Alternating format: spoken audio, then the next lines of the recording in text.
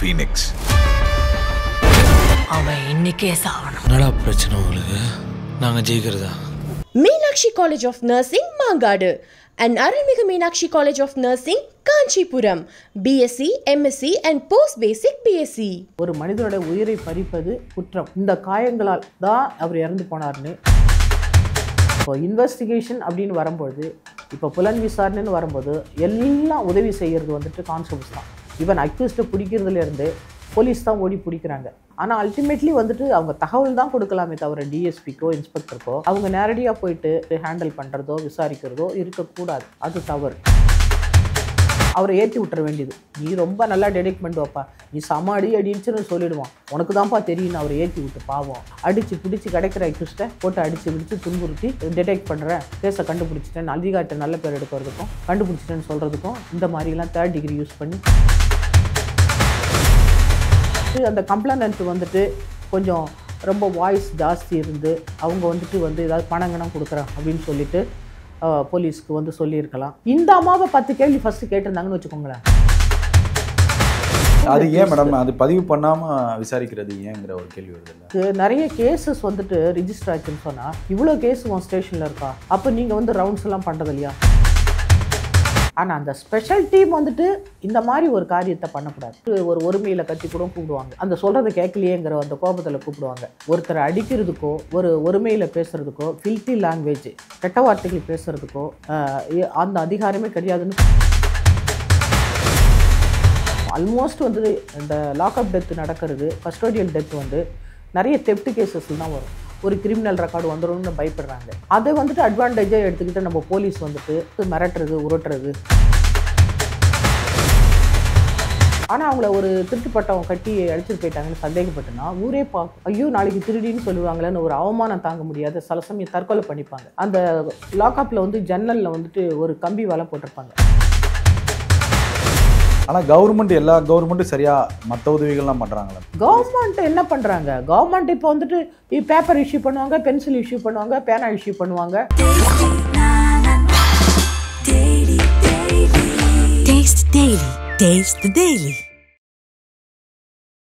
வணக்கம் madam. Madam, இப்போ தமிழ்நாட்டில் 2 நாட்களாகவே உலுக்கிய வழக்கு, ஒரு கொலைன்னு கூட சொல்லலாம். வழக்கும் அந்த காவலர்களால் அப்படி தான் பதிவு பண்ணப்பட்டிருக்கு. அந்த வழக்கை பற்றி உங்களுக்கு நீங்கள் பார்த்துருப்பீங்க. ஒரு முன்னாள் காவல்துறை அதிகாரியா இந்த வழக்கை கையாண்ட விதம் சரியா? இந்த வழக்கை கையாண்ட விதம் சரியில்லை. ஏன்னு சொன்னால் ஒரு மனிதனுக்கு நம்மளோட ஃபண்டமெண்டல் ரைட்ஸ் அடிப்படை உரிமை நம்மளோட கான்ஸ்டியூஷன் ஆஃப் இந்தியாவில் ரைட் டு லைஃப், ஒரு மனிதன் வாழ்வதற்கு உரிமை இருக்குது, அதுவும் சுதந்திரமாக வாழ உரிமை இருக்குது. Deprived of life is an offence. ஒரு மனிதனுடைய உயிரை பறிப்பது குற்றம். அது யார் பண்ணாலும் 302 நம்ம போடுறோம் கொலை வழக்கு, யார் பண்ணாலும் அது எல்லாருக்குமே பொருந்தும். All are equal before law, சட்டத்தின் முன் அனைவரும் சமம். அதனால் ஒரு விசாரணையில் ஒரு போலீஸ் கஸ்டடி டெத்து வருதுன்னு சொன்னால் அந்த டெத்தும் எல்லா கொலை மாதிரி தான் எடுக்க முடியும்.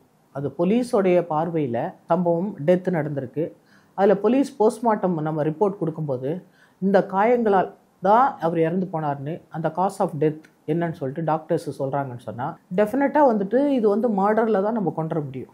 அந்த மர்டர் பண்ணுற அளவுக்கு இந்த காவலர்கள் போகிறாங்க அப்படின்னு சொன்னால் அதில் ஏதோ ஒரு ப்ரெஷர், அந்த வழக்கை சீக்கிரமாக கண்டுபிடிக்கணும்னு சொல்லிட்டு மேல் அதிகாரிகள் சொல்லியிருக்கலாம். அல்லது அந்த கம்ப்ளைண்ட் கொஞ்சம் ரொம்ப வாய்ஸ் ஜாஸ்தி இருந்து அவங்க ஏதாவது பணங்கணம் கொடுக்குறேன் அப்படின்னு சொல்லிட்டு போலீஸ்க்கு சொல்லியிருக்கலாம். இது மாதிரி ஏதாவது ரொம்ப இம்பார்ட்டன்ஸ் கொடுக்கணும் அந்த கேஸுக்கு.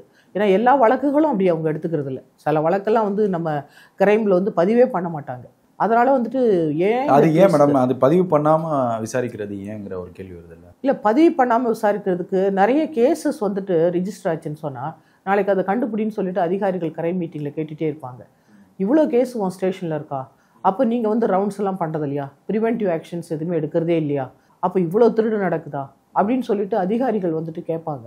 ஆனால் அது உண்மைதான், பதிவு பண்ணாமல் வழக்கை விசாரிக்கிறது உண்மை நடைமுறையில் இருக்கிறது. அது நடைமுறையில் இருக்குன்னா அதிகமான கேஸ் ரிப்போர்ட் ஆகும்போது கிரைமில் மேன் பவர் கொஞ்சமாக இருக்கும், ஸ்ட்ரென்த்து. கிரைமுக்காக மேன் பவர் கொஞ்சமாக இருக்கும். அதே மாதிரி பல டியூட்டிக்கு எடுத்துப்பாங்க இவங்களை.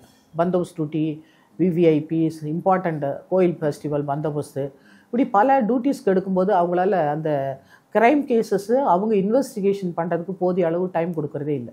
அதர் டியூட்டிஸ்க்கு போகும்போது ஸ்ட்ரென்த்தும் குறைச்சலாக இருக்கும். அதனால் கேசஸ் வந்துட்டு நிறைய வந்துட்டு வழக்கு பதிவு செய்துட்டு அதை கண்டுபிடிக்கல, அந்த கேஸை வந்துட்டு நம்ம முடிக்கலைன்னா அதிகாரிகள் கிரைம் மீட்டிங்கில் விட மாட்டாங்க. இத்தனை கேஸ் பதிவு பண்ணியிருக்கேன். அதே மாதிரி மித்த ஸ்டேஷன் கம்பேர் பண்ணும்போது அதில் குறைவாக வந்துட்டு ரிப்போர்ட் பண்ணியிருப்பாங்க கேசஸ். இதில் அதிகமாக இருக்குன்னா அப்போ இந்த அதிகாரி வேலை செய்யாத மாதிரி ஆகிடும். ஒரு உண்மையாக வேலை செய்யும். அதுதான் மேடம் இப்போ கேள்வியாக வருது. இப்போ அந்த ப்ரெஷர் இருக்கிறனால ஒரு உயிரை கொள்ளலாமாங்கிற ஒரு கேள்வி வருது. இல்லை அந்த ப்ரெஷர் அப்படிங்கிறத விட அது வந்துட்டு மெத்தட் ஆஃப் வந்து அந்த இன்வெஸ்டிகேஷன் அந்த என்கொயரிங்கிறது வந்துட்டு தப்பாக இருக்குது. அப்படின்னா இப்போ புலன் விசாரணை அதிகாரி எஃப்ஐஆர் வந்துட்டு ஒரு ஸ்டேஷன் இன்சார்ஜ் அவங்க வந்துட்டு யார் அந்த ஸ்டேஷனில் இருக்காங்களோ கிரேடு 1லேருந்து 7 யார் வேணாலும் கம்ப்ளைண்ட் வந்தால் பதிவு பண்ணலாம், எஃப்ஐஆர் பதிவு பண்ணலாம். நான் விசாரணைன்னு வரும்போது புலன் விசாரணை எஸ்ஐ அண்ட் அபோ சப் இன்ஸ்பெக்டருக்கும் அதுக்கு மேலே உள்ள அதிகாரியும் தான் புலன் விசாரணை பண்ணுவாங்க. இப்போ புலன் விசாரணை பண்ணும்பொழுது ஒரு எஸ்ஐ இல்லை இன்ஸ்பெக்டர் இல்லை டிஎஸ்பி புலன் விசாரணை பண்ணும்போது இங்கே எதுக்கு வந்துட்டு கான்ஸ்டபிள்ஸ் வந்துட்டு அவங்கள அடிக்கணும், எதுக்கு அவர் கஸ்டோடியல் டெத்து, எதுக்கு வந்துட்டு போலீஸ் பாதுகாப்புலேருந்து அவர் மரணம் அடையணும் அப்படிங்கிறது தான் இப்போ கேள்வி. அந்த புலன் விசாரணை அதிகாரி அடித்தார் அப்படின்னு சொன்னால் கொஸ்டின் அரைஸ் பண்ணலாம். புலன் விசாரணை அதிகாரி அடிக்கலை, இப்போ இன்ஸ்பெக்டர் அடிக்கலை இல்லை டிஎஸ்பி அடிக்கலை சப் இன்ஸ்பெக்டர் அடிக்கலைன்னா அப்போ யார் அடிக்கிறது? அப்போ கீழ் ரேங்கக்கூடிய ஒரு போலீஸ் தான் அந்த ஸ்பெஷல் டீம் சொல்கிறாங்க. இப்போ டிஎஸ்பிக்கு ஒரு ஸ்பெஷல் டீம் இல்லை. அதுதான் மேடம் இப்போ இங்கே கேள்வியே என்ன வருது, மக்களுக்கும் பொதுவாக இருக்கிற கேள்வி என்னென்னா சம்மந்தமே இல்லாமல் வேற ஒரு பக்கத்தில் இருக்கக்கூடிய ஒரு ஊரோட டிஎஸ்பி அவருடைய தலையீடில் அவருக்கு கீழே இருக்கக்கூடிய அந்த ஸ்பெஷல் டீம் வந்து இன்னொரு மாவட்டத்தில் இருக்கக்கூடிய ஒரு விசாரணைக்கு வர்றதுங்கிறது தானே ஒரு கேள்விக்குறியாக இருக்குது. இல்லை இப்போ ஒருவேளை எஸ்பி வந்துட்டு அந்த திறமையான டிஎஸ்பியாக இருக்கலாம். அவங்க சப்போஸ் நிறைய கேஸ் வந்து டெடெக்ட் பண்ணிருப்பாங்க கிரைம் கேசஸ். ஒருவேளை நீங்கள் வந்து எடுத்துக்கலான்னு எஸ்பி வந்துட்டு எந்த அதிகாரிக்கு வேணாலும். அதுதான் மேடம் இப்போ அது வந்து நம்ம எஃப்ஐஆர் ஃபைல் பண்ணாமலே அந்த ஆக்ஷன் எடுக்கலாமா? இல்லை இப்போ இந்த இதுக்கு சொல்லிடுறேன். இப்போ இந்த ஸ்பெஷல் டீம்ங்கிறது இப்போ சப்போஸ் டிஎஸ்பி கண்ட்ரோலில் இருக்கக்கூடிய அந்த ஸ்பெஷல் டீமாக இருக்கலாம். எப்படின்னா டிஎஸ்பிஸ்க்கு இப்போ ஒரு 10 ஸ்டேஷன் முன்னாடி இருந்துச்சு, இப்போல்லாம் ஒரு 4-5 ஸ்டேஷன் இருக்குது. அந்த ஸ்டேஷனுடைய அந்த மக்கள் தொகையை பொறுத்து இருக்குது எத்தனை ஸ்டேஷன்ஸ் இருக்குன்னு. அந்த ஸ்பெஷல் டீம் டிஎஸ்பிக்கு இருப்பாங்க. அவங்க என்னென்னா அவங்க வந்து தகவல் சேகரித்து கொடுப்பாங்க. அவங்க வந்து பாதுகாப்பு பணியிலையோ இல்லை டிஎஸ்பி கூடயே இருப்பாங்க. அவங்க கேசஸ் ஏதாவது போடும்போது அந்த கேசஸ் அவங்க இன்வெஸ்டிகேஷன் பண்ணுறதுக்கு சாட்சிகளை கொண்டாடுறதுக்கு எல்லாத்துக்கும் உதவியாக இருப்பாங்க. அந்த டீம் தான். அதாவது டிஎஸ்பி வந்துட்டு எந்த ஊரில் வேணா இப்போ மானாமதுரைன்னு சொன்னால் ஒருவேளை அந்த திருப்புவனம் வந்து அவங்களோட கண்ட்ரோலில் வந்திருக்கலாம், அந்த ஸ்டேஷன் கண்ட்ரோல். அதனால் ஸ்பெஷல் டீம் வந்து விசாரிச்சிருக்கலாம், இல்லை மேல் அதிகாரிகள் வந்து சொல்லியிருக்கலாம், இல்லை யாராவது முக்கியமான ஆட்கள் சொல்லி கூட விசாரிக்கலாம். அதனால் ஸ்பெஷல் டீம் வந்துட்டு இருக்கிறது, அவங்க விசாரிக்கிறது அல்ல அவங்க இன்ஃபர்மேஷன் கலெக்ட் பண்ணுறதெல்லாம் இருக்கும்.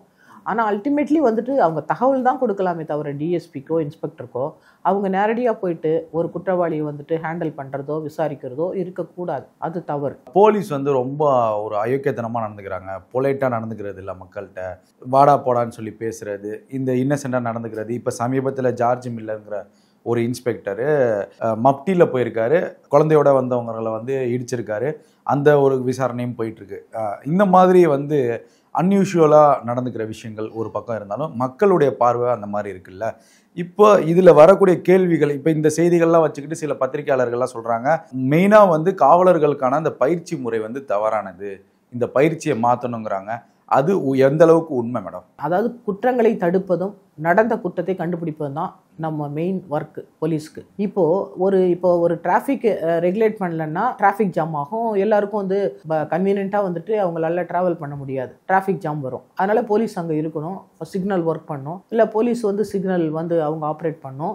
இதெல்லாம் போலீஸ் வேணும். சப்போஸ் ஒருத்தர் ராங்காக வரும்போது அவர் சில சமயம் இப்போ வந்து கூப்பிடும்போதே இப்போ திடீர்னு வந்துட்டு அவங்க நிற்காத ஒபே பண்ணாது போகும்போது அந்த கோபத்தில் கூட அவங்கள வந்துட்டு ஒரு ஒருமையில் கத்தி கூட கூப்பிடுவாங்க. அந்த சொல்கிறத கேட்கலையேங்கிற அந்த கோபத்தில் கூப்பிடுவாங்க. அதே சமயத்தில் வந்து இப்போ ஜார்ஜ் மில்லர் நீங்கள் சொல்லும்பொழுது அவர் வந்துட்டு போங்க அப்படின்னு ஒருத்தர் சொன்னார்னு சொன்னால் அந்த இடத்துக்கு அவர் வந்து போகலை போல இருக்குது.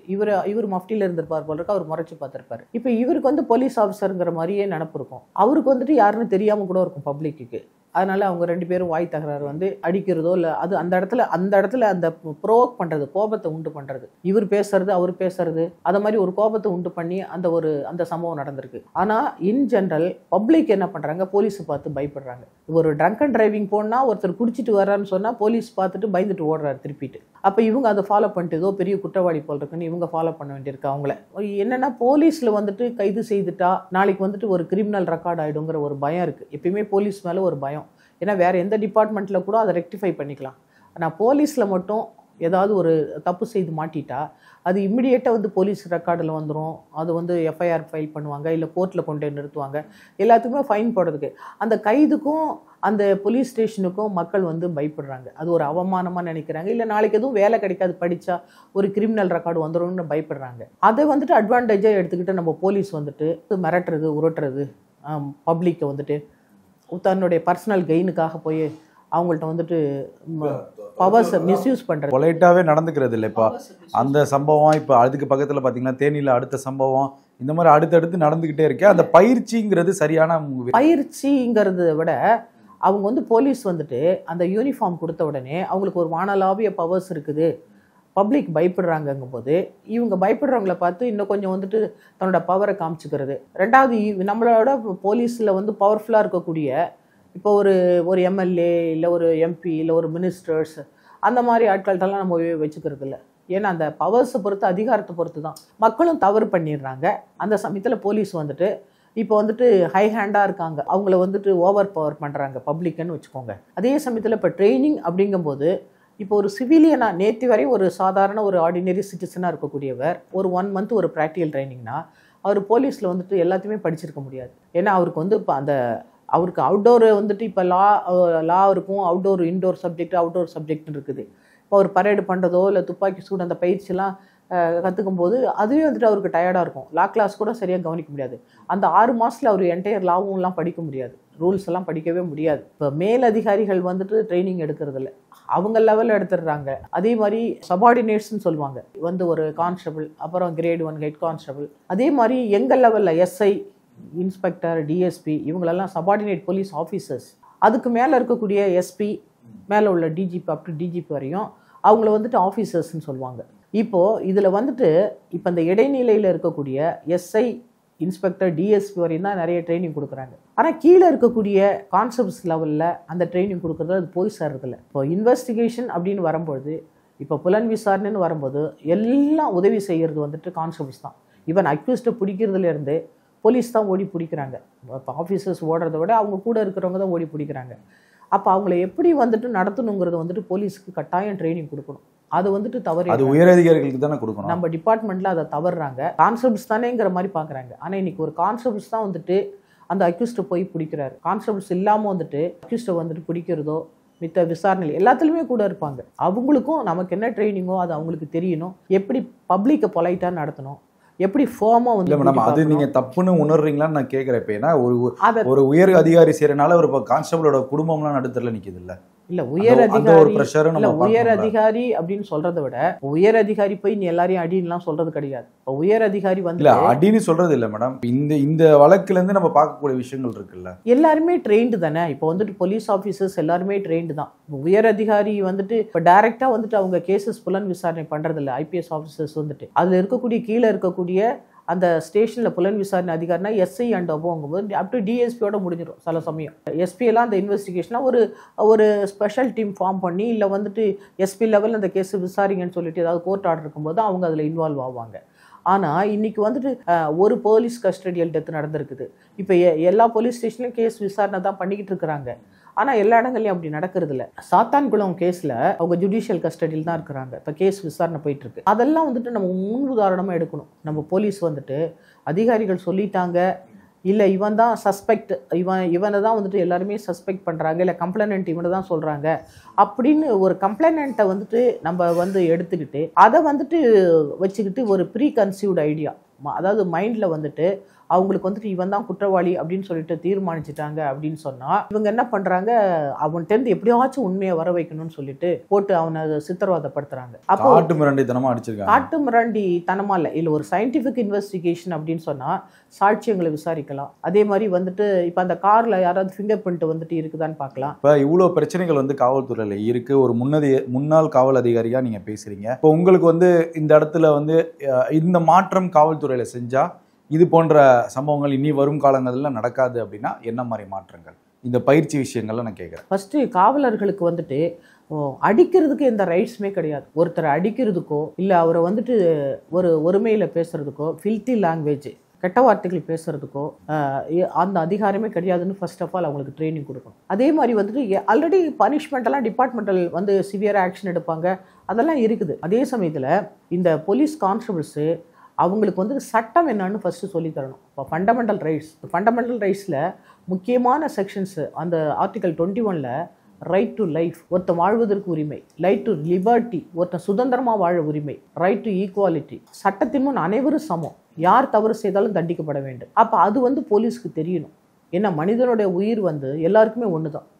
அது பெரியவங்க சின்னவங்க அப்படிலாம் கிடையவே கிடையாது. யாருக்கும் யாரோட உயிரை பறிப்பதற்கும் சட்டப்படி வந்துட்டு அவங்களோட உயிரை பறிக்க அதிகாரம் இருக்குதே தவிர சட்டம் இல்லாமல், அதாவது சட்டத்துக்கு மீறி வந்து ஒருத்தவங்களோட உயிரை பறிக்க முடியாது. அதே மாதிரி வந்துட்டு செல்ஃப் டிஃபென்ஸ். இப்போ நீங்கள் கூட ஒருத்தரை கொல்றீங்கன்னா, உங்களை ஒருத்தர் கொல்ற வராருன்னு சொன்னால் நீங்கள் அவரை திருப்பி அடிக்கும்போது அவர் இறந்து போனால் தவறு கிடையாது. எல்லா மனிதனுக்கும் அந்த உரிமை உண்டு செல்ஃப் டிஃபென்ஸ்க்கு நமக்கு.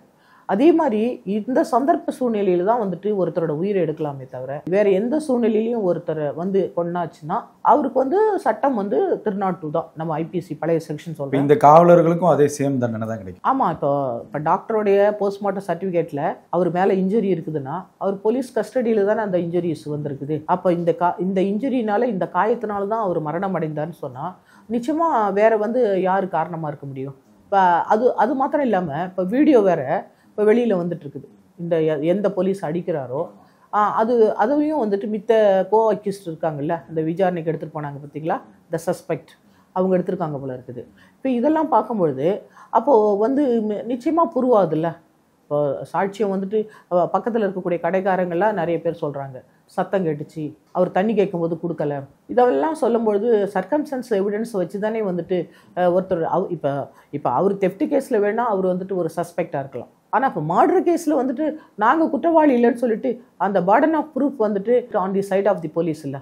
அது போலீஸ் கஸ்டடியில் இறக்கும்போது அவர் எங்கள் கஸ்டடியிலேருந்து சாகலை அப்படிங்கிறத வந்து ப்ரூவ் பண்ண வேண்டியது யாருன்னா, யார் மேலே சந்தேகப்படுறோமோ அவங்க தான் சொல்லணும். அதனால் போலீஸ் வந்து நிரூபிக்கணும்ல, நம்ம போலீஸ்க்கு வந்து அடித்து கொண்டாங்க இல்லை வேற அடித்து கொண்டாங்களாங்கிறத அவங்க தான் வந்து ப்ரூவ் பண்ணணும். புலன் விசாரணை பண்ணக்கூடிய இந்த போலீஸ் கஸ்டடியில் டெத்தானா போலீஸே விசாரணை பண்ண மாட்டாங்க, அது ஜுடிஷியல் மேஜிஸ்ட்ரேட் தான் விசாரணை பண்ணுவாங்க. இப்போ பொதுவாகவே வந்து சஸ்பெக்ட் இவர் தான் அப்படிங்கிற மாதிரி ஒரு டவுட் இருக்குது, ஒரு விசாரணைக்காக அழைச்சிட்டு போகிறாங்க.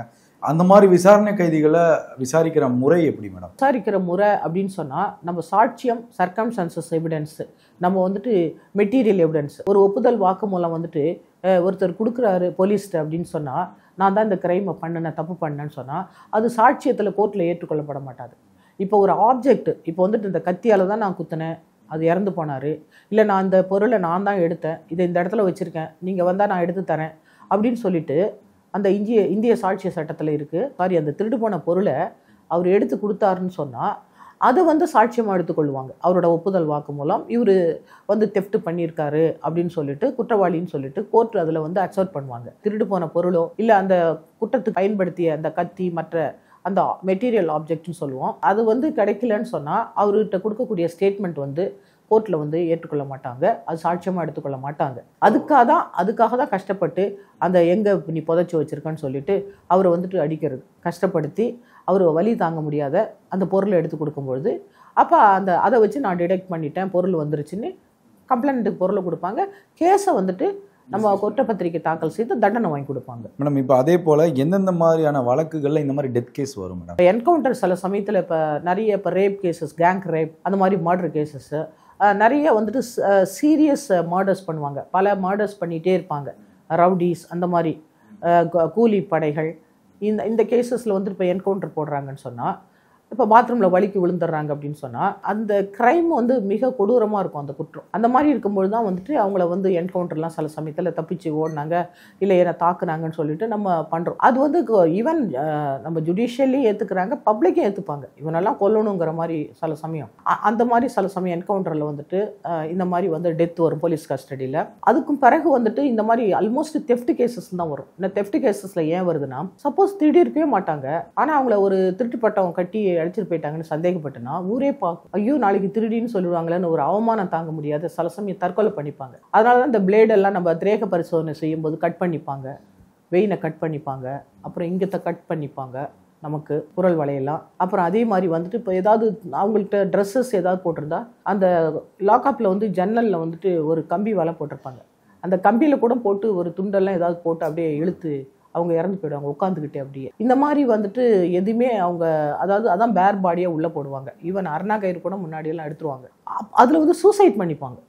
சப்போஸ் அந்த அவமானம் தாங்க முடியாது, இல்லாட்டினா வந்து உண்மையாகவே க்ரைம் பண்ணிவிட்டு அந்த அடியெல்லாம் தாங்க முடியாது கூட சில சமயத்தில் சூசைட் பண்ணிப்பாங்க. அதன் பிறகு வந்து என்ன பண்ணுவாங்க, தப்பிச்சு ஓட முயற்சி பண்ணிப்பாங்க. பல வழக்குகளில் சம்மந்தப்பட்ட குற்றவாளியாக இருப்பாங்க, அவங்க தப்பிச்சு ஓட முயற்சி பண்ணுவாங்க. அப்போ மதிலில் ஏறி குதிச்சு போகும்போது கால் கை உடஞ்சிரும். சில சமயம் விழுந்துட்டு இந்த தரை கிணறு மாதிரி இடத்துலாம் விழுந்துட்டாங்கன்னா அப்படியே இறந்து போயிடுவாங்க. ஆல்மோஸ்ட் வந்து இந்த லாக்அப் டெத் நடக்கிறது, கஸ்டோடியல் டெத் வந்து நிறைய தெஃப்ட் கேசஸில் தான் வரும். அதனால் தெஃப்ட் கேசஸ் வந்து நம்ம ஜாக்கிரதையாக ஹேண்டில் பண்ணணும்.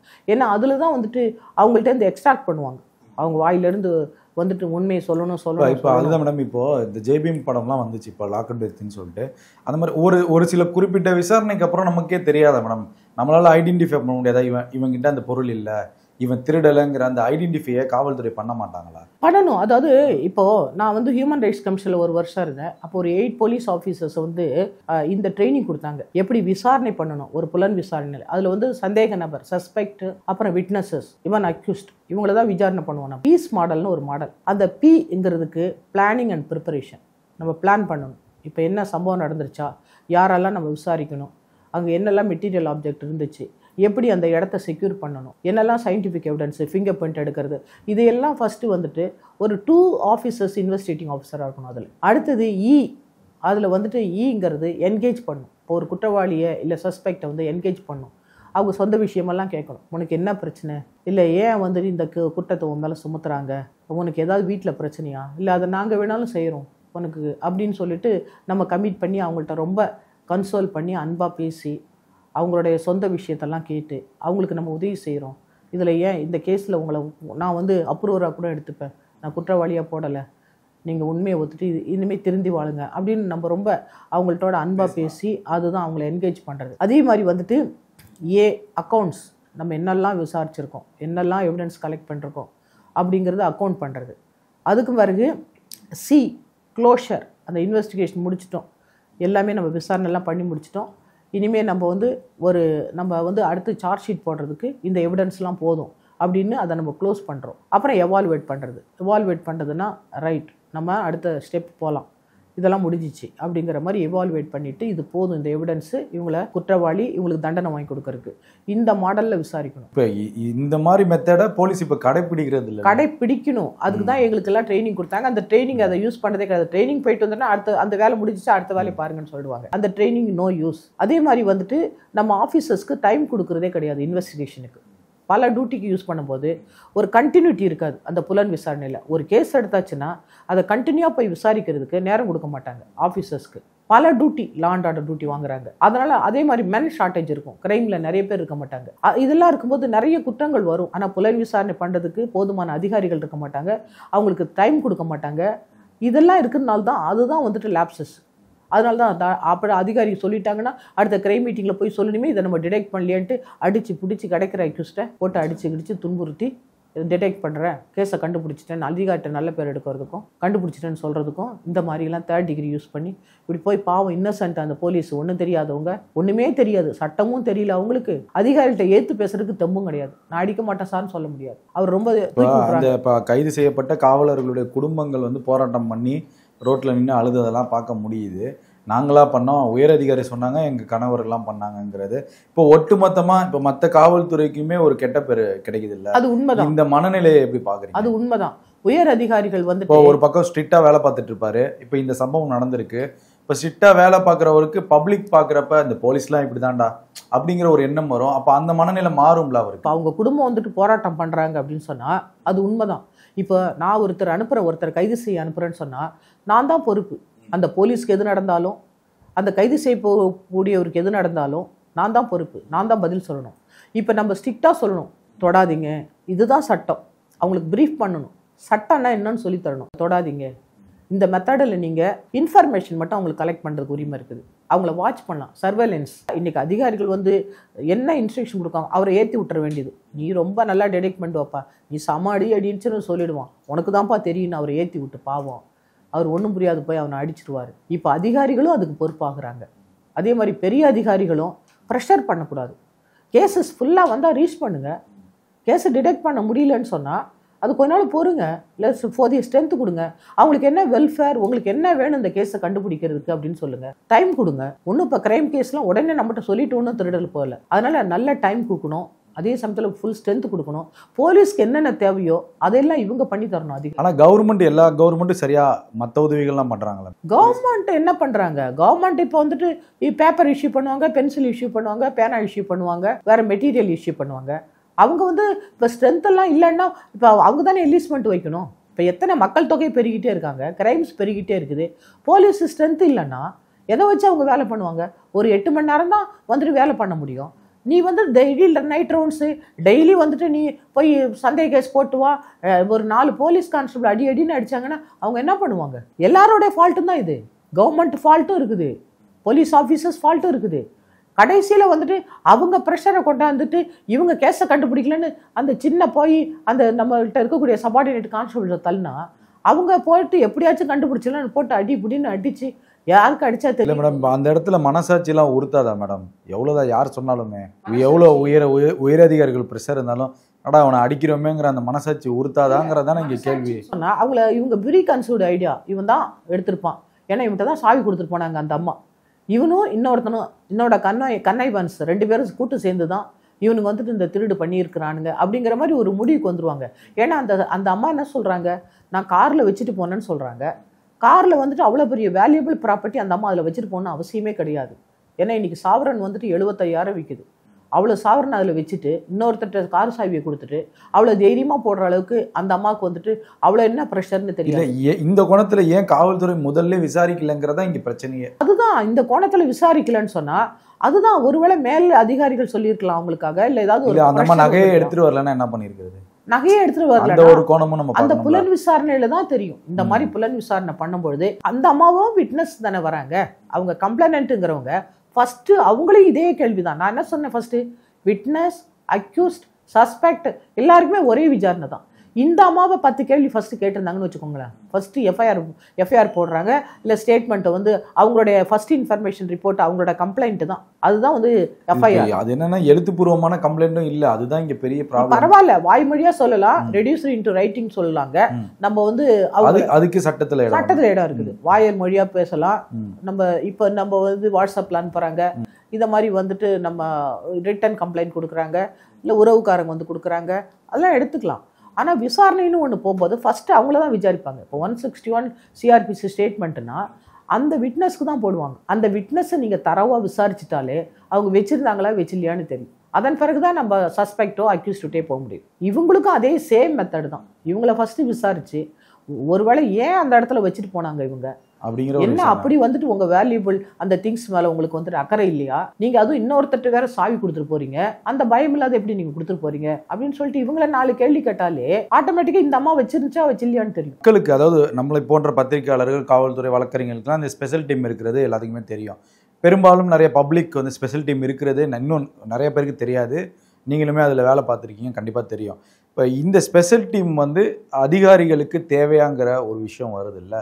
ஒரு ஸ்பெஷல் டீமுங்கிறது காவல்துறைக்கு அவசியமான ஒன்றா இல்லை ஆபத்தான ஒன்றா? இல்லை அவசியம்தான். ஸ்பெஷல் டீம்ங்கிறது வந்துட்டு இப்போ ஒரு 4 போலீஸ் வந்துட்டு இப்போ டிஎஸ்பி இருக்காங்கன்னா அதுவே வந்துட்டு வேலையாக பண்ணுவாங்க. இப்போ அவங்களுக்கு அதான் வேலை.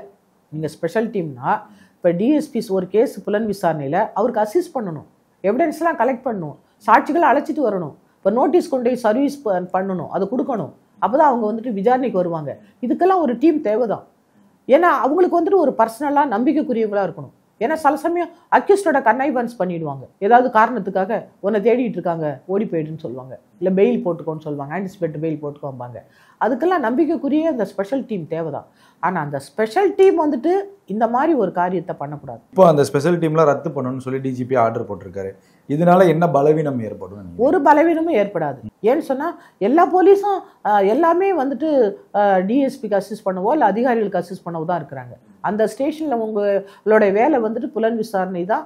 அதனால் அவங்க வேற என்ன டியூட்டியும் பார்க்க முடியாது, அதாவது அவங்க வேற எந்த டியூட்டியும் பார்க்க போகிறதில்ல. அவங்க போலீஸ் டியூட்டி தான் பார்க்க போகிறாங்க. யாருக்கு என்ன டியூட்டி கொடுக்குறோமோ அதை கரெக்டாக அவங்க பண்ணணும். அப்போ அவங்களுக்கு அழகாக நம்ம சொல்லிவிடுவோம், இதுதான் உங்களோட வேலை. அந்த வேலையை மட்டும்தான் பண்ணிட்டு வருவாங்க, வேற வேலையெல்லாம் பண்ண மாட்டாங்க. அந்த மாதிரி அதிகாரிகள் கொடுக்கக்கூடிய இன்ஸ்ட்ரக்ஷன்ஸு கரெக்டாக கொடுக்கணும். தம்பி தொடாத, சாத்தான்குளம் ஏற்கனவே இப்படி நடந்திருக்குது, இன்றைக்கி நம்ம போலீஸ் ஆஃபீஸர்ஸ் போயிட்டு இன்றைக்கி உள்ளே இருக்கிறாங்க, அதனால் எந்த அக்யூஸ்டையும் தொடாதீங்க அப்படின்னு சொல்லிட்டு கட்டாயம் வந்துட்டு மேல் அதிகாரி ஸ்பெஷல் டீம் கலைக்கிறத விட நம்ம இப்போ உயர் அதிகாரிகள் ஸ்பெஷல் டீம் கலைக்கிறது இல்லை. எந்த ஒரு அக்யூஸ்டையும் நீங்கள் கெட்ட வார்த்தை பேசக்கூடாது, அடிக்கக்கூடாது. அப்படி அடித்தா நிச்சயமாக வந்துட்டு சஸ்பெண்ட் பண்ணுவேன் அப்படின்னு ஃபஸ்ட்டு டிபார்ட்மெண்டல் ஆக்ஷன் எடுப்பேன் அப்படின்னு வந்துட்டு ஒரு பயமுறுத்தினாலே அடிக்கவே மாட்டாங்க. பாதி அமைதியாயிரும். சட்டத்துல இடமே இல்ல. உங்க அடிப்படை உரிமைன்னா என்ன? இல்ல அது பண்ண இந்த மாதிரி அடிக்கவே கூடாது. அவன் டிக்னிட்டி இருக்குது, அவன் மரியாதையோட வாழறதுக்கு டிக்னிட்டி இருக்குது. அதனால யாரையும் அடிக்கணும்னு கிடையவே கிடையாது. அதுதான் அடிப்படை உரிமை. ஒரு மனிதனுக்கு டிக்னிட்டியா வாழணும், சுதந்திரமா வாழணும். அவனுக்கு சட்டத்தின் முன் எல்லாரும் சமந்தான். யார் தப்பு பண்ணாலும் அந்த சட்டப்படி தண்டிக்கப்பட வேண்டியவங்க தான். மேடம், இவ்வளோ நேரம் பல்வேறு கேள்விகளுக்கு பதிலளித்தமைக்கு நன்றி மேடம். நன்றி, தேங்க்யூ.